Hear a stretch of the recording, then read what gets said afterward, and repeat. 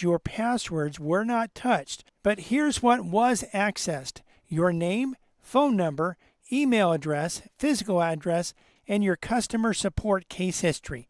That's enough information to make a very convincing phishing attack. Here's how it happened, and this is the part that should concern every business owner watching. LastPass used a third-party platform called Clue for competitive intelligence. It's a marketing tool. A hacking group called Icarus broke into Clue by using an old, forgotten integration credential, a password that should have been deactivated but wasn't. Once inside, they extracted authentication tokens that gave them access to the Salesforce environment of over a dozen Clue customers simultaneously. LastPass was one of them.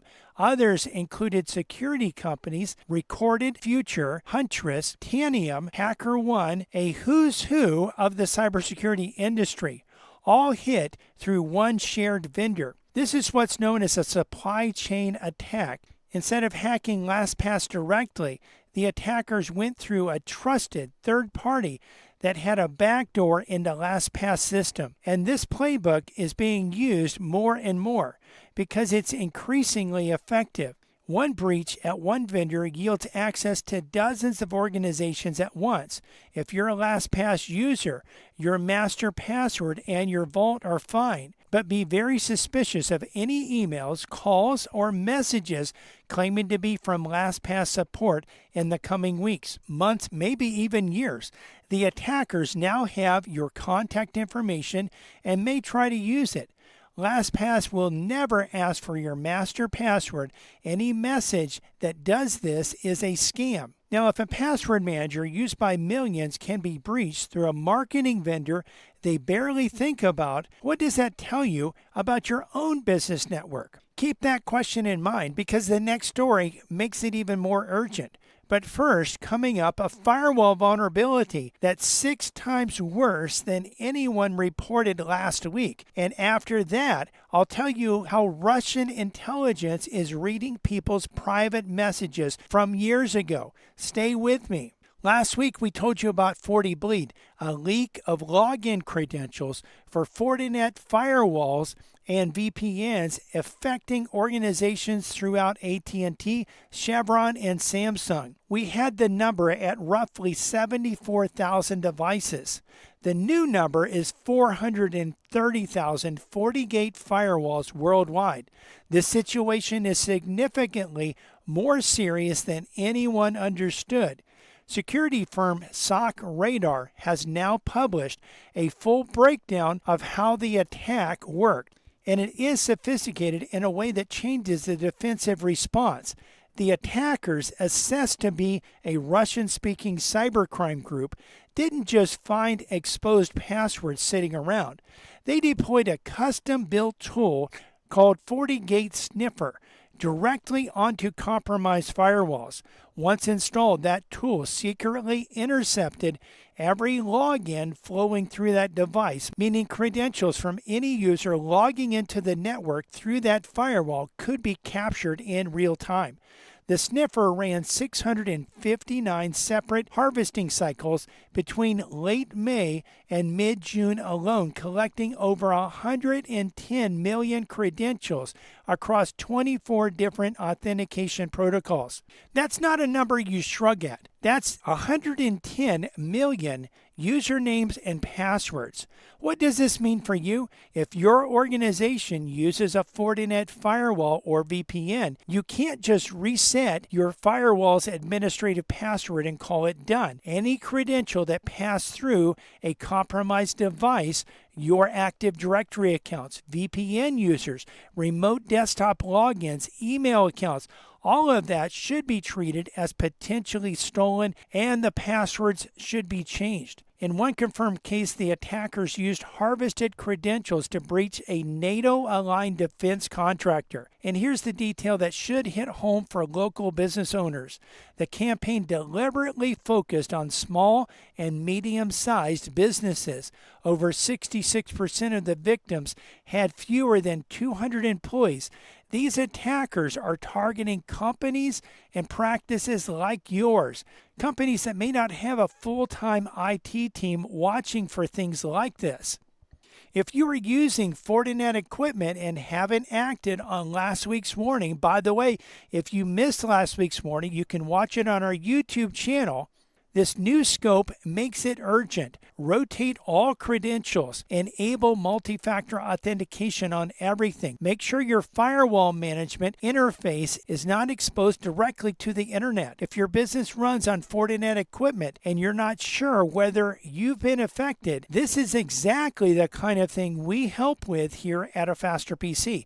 We can audit your firewall, rotate your credentials, and make sure your network is locked down. We can even move you to a more secure zero-trust network platform. I'll give you all of our information at the end. Let's get through the stories first because the next one is the most personally threatening of all. Now for the story that matters whether you use Signal for business or personal communications, and a lot of people do because it's been widely considered one of the most secure messaging apps available. The FBI and CISA just updated an advisory they originally issued in March about Russian intelligence operatives targeting Signal users. Here's what's changed, and it's significant.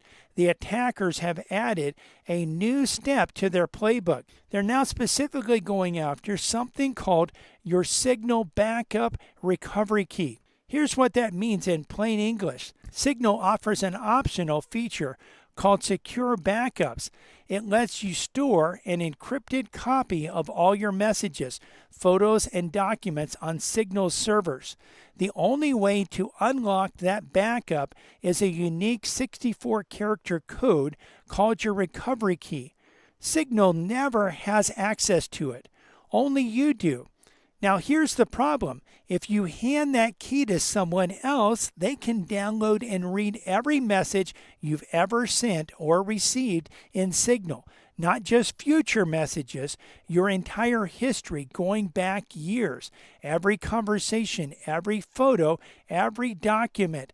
How are attackers getting these keys? By impersonating Signal support. You receive an in-app message from an account called Signal Support. It looks convincing, warning that your backup is at risk of permanent loss due to a sync issue. It says you need to copy your recovery key from settings and paste it into the chat to fix the problem. If you do that, the attacker now owns your message history forever. Worse, the FBI notes that even if you later change your Signal number or create a new account, the old key can still be used to access anything already backed up. The FBI has linked this campaign to multiple Russian intelligence service groups, including the FSB officers and Russian military intelligence. The targets have included journalists, human rights workers, and anti-government activists, but security researchers warn that tactics are spreading more broadly. The fix is straightforward. Go to Signal's settings, navigate to backups, and generate a new key. This kills the old one and prevents any attacker who may have already obtained it from downloading further backups. And remember, Signal will never contact you inside the app. They will never ask for your recovery key, registration code, or PIN under any circumstances. Any message claiming otherwise is a scam. Now stick with me because after 3 stories about threats that are getting worse, I want to end with one that has a satisfying resolution. 2 teenage hackers who pulled off some of the biggest breaches in recent history just faced the judge. That's coming up next. Here's a story with a satisfying ending. Scattered Spider, the hacking group responsible for the MGM Resorts breach, the Caesars Entertainment attack, and a string of high-profile ransomware hits over the last few years, just had 2 more members enter guilty pleas in a London courtroom this week. The hackers admitted to breaking into the company systems of Transport for London. That's the agency that runs London's buses, underground and rail services, causing an estimated $39 million in losses and recovery cost. The attack forced all 28,000 Transport for London employees to physically show up at an office to reset their passwords. It also exposed the personal data of up to 10 million customers. Here's what makes this story important beyond the courtroom drama. One of the defendants is separately charged in the United States for alleged involvement in at least 120 network intrusions against 47 American companies, with victims paying over $115 million in ransom. And the other defendant also admitted to hacking into U.S. healthcare companies SSM Healthcare and Sutter Health. These are teenagers, and they're looking at serious prison time. Sentencing is scheduled for July 16th. The message law enforcement is trying to send is clear. Cybercrime isn't anonymous, it isn't safe, and international cooperation between the FBI, the UK National Crime Agency, and European partners is getting fast enough that these groups are running out of places to hide. So let's recap. A password manager used by millions was breached through a third-party vendor. A firewall vulnerability that we thought affected 74,000 devices actually affects 430,000, and it's targeting small businesses. Russian intelligence is actively trying to steal your Signal backup keys so that they can read years of your messages. And 2 teenage hackers just pled guilty to causing billions in damage. If you're a business owner and you're not sure whether your network is protected against these threats, that's exactly what we do at a Faster PC. We're a managed services provider based on Florida's Treasure Coast, and we help businesses secure their networks, their firewalls, and their data. Give us a call at 772-878-5978 or visit us on the web at afasterpc.com. And while there, download our free cybersecurity report. It's a plain English guide to the threats every business owner needs to know about right now. If you found this video helpful, click the like button, subscribe, and share it with someone else who needs to see this. And remember, when you have or want to prevent cybersecurity problems, you need a Faster PC.